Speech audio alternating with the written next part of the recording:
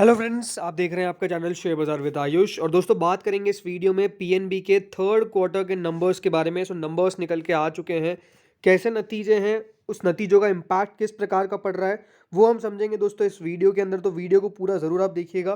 First time friends, अगर आपने channel को विजिट किया है, चैनल को ज़रूर सब्सक्राइब आप कर लीजिएगा। सो फ्रेंड्स, देखिए, पीएनबी ने अपने नंबर्स जो है वो जारी कर दिए हैं। एंड नंबर्स हम बात करते हैं कंसोलिडेटेड बेसिस की, राइट। तो जो भी फिगर है, सबसे पहली बात तो वो सारे लैक्स में है, तो आपको करोड़ में कन्वर्ट करके मैं बता दूंगा। सो अब बात करें सबसे पहले कंपनी के, जो सबसे इंपॉर्टेंट होता है कोई भी बैंक का, वो होता है इंटरेस्ट अर्न। कितना दोस्तों उस बैंक ने इंटरेस्ट अर्न किया है, जिसको आप दूसरी भाषा में रेवेन्यू समझ सकते हैं। सो फ्रेंड्स, बात करें नंबर्स की, तो देखिए, पिछले साल कंपनी ने करीबन जो पेश किया था, ओवरऑल का जो बिजनेस था वो करीबन 19,570 करोड़ के आसपास, 80 करोड़ के आसपास था। 19,579.41 करोड़ का कंपनी ने पिछले साल इंटरेस्ट अर्न पेश किया था। वो दोस्तों इस बार बढ़ के करीबन 22,000 करोड़ पे आ चुका है, 22,808 करोड़ पे आया है। सो ओवरऑल कंपनी ने ग्रोथ तो है, जो है डेफिनेटली दिखाई है। क्यू ऑन क्यू के अंदर भी अगर हम बात करते हैं, तो क्यू ऑन क्यू में कंपनी ने करीबन 20587 करोड़, 20 जो करीबन यहाँ पे 20,580 करोड़ के आसपास बैठता है कंपनी का इंटरेस्ट अर्न, वो बढ़ के अब करीबन 22,808 करोड़ पे पहुंच गया। तो कंपनी ने क्यू ऑन क्यू भी परफॉर्मेंस जो है वो डेफिनेटली बेटर दिखाई है। ग्रोथ है क्यू ऑन क्यू में भी, और वाई ओ वाई के अंदर भी ग्रोथ जो है वो नजर आ रही है। तो इंटरेस्ट अर्न तो बेसिकली जो कंपनी का है वो डेफिनेटली ग्रोथ दिखाता है। 22,808 करोड़ से बढ़ के करीबन यहाँ पर 19,580 करोड़ के लगभग कंपनी ने अपना इंटरेस्ट अर्न दिखाया है। सो राइट, नंबर्स जो है वो डेफिनेटली इस प्रकार से फर्स्ट नज़रिए पे इंटरेस्ट अर्न में तो बढ़िया नजर आते हैं। अब बात करें कंपनी के टोटल इनकम के ऊपर।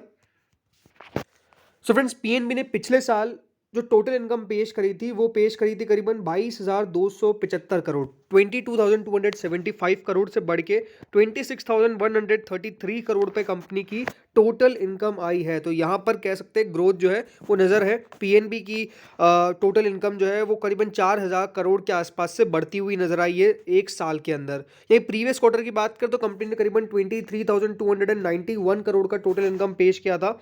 अब वो बढ़ के करीबन 26,133 करोड़ पर आया है। तो जो कह सकते हैं कि जो पीएनबी है, बिजनेस वाइज तो अनडाउटेडली कंपनी बढ़िया करती हुई नजर आई है। ग्रोथ जो है वो हमको दिख रही है। एंड सबसे इंपॉर्टेंट ये होती है कि कितनी ग्रोथ है। सो ग्रोथ तो अच्छी खासी, बिकॉज 4,000 करोड़ एक साल के अंदर बढ़ना, और क्वार्टर ऑन क्वार्टर भी अगर आप ऑलमोस्ट देखेंगे तो मोर देन 2,900 करोड़ कंपनी का बिजनेस बढ़ना, ये अच्छा संकेत देता है। 2,800 करोड़ के आसपास का बिजनेस बढ़ना क्वार्टर ऑन क्वार्टर, वो डेफिनेटली एक अच्छा संकेत देता है। तो यहाँ इस फ्रंट पे तो जो पीएनबी है वो डेफिनेटली बढ़िया नंबर्स पेश करने में कामयाब हुई है। अब बात करते हैं इनके प्रोविजंस के ऊपर, बहुत इंपॉर्टेंट है। सो दोस्तों, ये है प्रोविजन का आंकड़ा। पिछले क्वार्टर में, या फिर कहूँ, माफ कीजिएगा, पिछले साल की बात करता हूँ, तो पिछले साल करीबन कंपनी ने अपना प्रोविजन पेश किया था 4,883 करोड़। 4,880 करोड़ से कंपनी का जो प्रोविजन है वो बढ़ चुका है। जी हाँ, कंपनी के प्रोविजन में बढ़त देखने को मिली है, और वो बढ़ के करीबन जो निकल के आया आंकड़ा वो है 16,445 करोड़ का।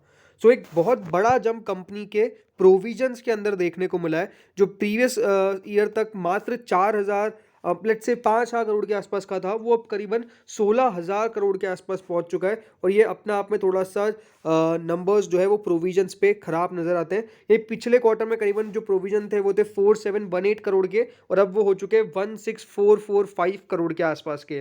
तो ये प्रोविजंस के आंकड़े के अंदर जो डेफिनेटली आपने एक बड़ी बढ़त देखी है, साल भर साल भी और क्वार्टर ऑन क्वार्टर भी ऑलमोस्ट सेम के आसपास ही बढ़त की है। तो इसके कारण कह सकते हैं कि कंपनी की प्रॉफिटेबिलिटी पे थोड़ा सा इंपैक्ट जरूर नजर भी आया है, क्योंकि कंपनी के प्रोविजन जो है वो थोड़े से हाई चले गए हैं, थोड़े से ज्यादा बढ़ चुके हैं। सो अब बात करें कंपनी की प्रॉफिटेबिलिटी की। सो दोस्तों, प्रॉफिट के फिगर के बारे में बात करते हैं, तो कंपनी का प्रॉफिट जो था लास्ट ईयर तक 1,150 करोड़ का था। 1,150 करोड़ का कंपनी ने अपना मुनाफा पेश किया था। वो दोस्तों 1,150 करोड़ से घट के 660 करोड़ पे कंपनी का मुनाफा आया है। जी हाँ, 1,150 करोड़ से घट के कंपनी का जो मुनाफा है वो 660 करोड़ पे निकल के आया है। तो एक कंपनी ने थोड़ी सी डाउनफॉल दिखाई है अपने मुनाफे के अंदर। साल भर साल जो कंपनी का मुनाफा है वो डेफिनेटली डाउन हुआ है, ऑलमोस्ट 40% से ज़्यादा के आसपास। तो ये है कि हाँ, कंपनी का जो मुनाफा है वो 40% से गिरा है साल भर साल। प्रीवियस क्वार्टर में कंपनी ने करीबन 3637 करोड़ के आसपास का मुनाफा पेश किया था, मतलब 360 करोड़ के आसपास का मुनाफा पेश किया था, वो बढ़ के 660 करोड़ का हो गया है। सो ये है कि क्वार्टर ऑन क्वार्टर तो ग्रोथ है, बट YOY जो हम कह सकते हैं कि ग्रोथ आनी चाहिए थी वो डेफिनेटली मिसिंग है। 40% से कंपनी का साल भर साल के अंदर जो मुनाफा है वो गिरा है। बट ओवरऑल देखिए नंबर्स की मैं बात करता हूँ तो मुझे बहुत खराब नंबर्स नहीं लगे। इसके पीछे का रीज़न आपको पता ही है, थोड़ी सी प्रोविजनिंग बढ़ा ली है, एक डिफेंसिव सोच भी हम कह सकते हैं, बिकॉज आपको पता ही है कि किस प्रकार से चीज़ें थोड़ी सी खराब हो चुकी थी पीएनबी के लिए। बट ओवरऑल बाकी दिक्कत मुझे एज सच नंबर्स में नज़र नहीं आई। बिजनेस की बात करता हूँ तो डेफिनेटली पीएनबी काफ़ी बढ़िया कर रहा है, बिकॉज ग्रोथ अच्छी खासी है। एक क्वार्टर के अंदर भी आप ग्रोथ देखेंगे तो वो भी अपने आप में काफ़ी बेहतर दिखती है। सो ओवरऑल नंबर्स तो बेसिकली हम बढ़िया ही कह सकते हैं।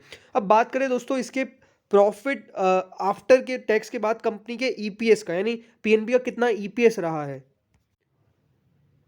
सो फ्रेंड्स अब बात करें इसके ईपीएस की, तो देखिए ईपीएस में स्वाभाविक सी बात है गिरावट देखने को मिलेगी, बिकॉज 1.14 का ईपीएस, साल भर साल मुनाफा कम हुआ है तो ईपीएस भी कम होगा, 0.64 पे आ चुका है। वही प्रीवियस क्वार्टर में कंपनी ने 0.44 का ईपीएस पेश किया था, अब वो 0.64 का हो गया है। तो हाँ, क्वार्टर ऑन क्वार्टर ग्रोथ है, साल भर साल थोड़ा सा मुनाफे में आपको दिक्कत आती हुई नजर आई, उसके पीछे का रीजन आपको बता ही दिया है। बट ओवरऑल मुझे लगता है कि वन ऑफ द क्वार्टर्स है जिसमें प्रोविजनिंग थोड़ी सी हाई की गई है। आई थिंक बाकी आने वाले क्वार्टर्स के अंदर ज़्यादा दिक्कत नहीं आने वाली है। सो नंबर्स मेरे लिए दोस्तों बहुत बुरे नहीं है। हाँ, मार्केट का एक रिएक्शन हम कह सकते हैं कि थोड़ा सा डाउनफॉल में ज़रूर आया। अभी करंटली स्टॉक जो है, करंटली पीएनबी 50.60 पे ट्रेड कर रहा है। बट अगेन मुझे लगता है कि स्टॉक जो है वो यहाँ से वापस से बढ़ने की पूरी कोशिश करेगा। सी रीज़न क्या है, अभी बैंकिंग का गिरने का वो आपको पता ही है, due to Adani group stocks, banks में थोड़ा सा गिरावट है। बट आई थिंक जैसे जैसे रिकवरी आएगी वैसे वैसे यहाँ पर सब कुछ शॉर्ट्स जो है वो कवर हो जाएंगे, बिकॉज लास्ट 5 डेज में 11% की बड़ी गिरावट देखने को मिल गई है। नंबर्स के बाद ज़रूर देखिए एक थोड़ा सा गिरावट आया, बट अगेन स्टॉक फिर से रिएक्शन जो देखिए बाद में ऊपर आ गया, बिकॉज मार्केट्स धीरे धीरे नंबर्स को समझता है, उसके बाद स्टॉक के ऊपर रिएक्शन सही तरीके से आता है। तो आई थिंक बहुत कुछ ख़राब नहीं है, नंबर्स तब भी ठीक है।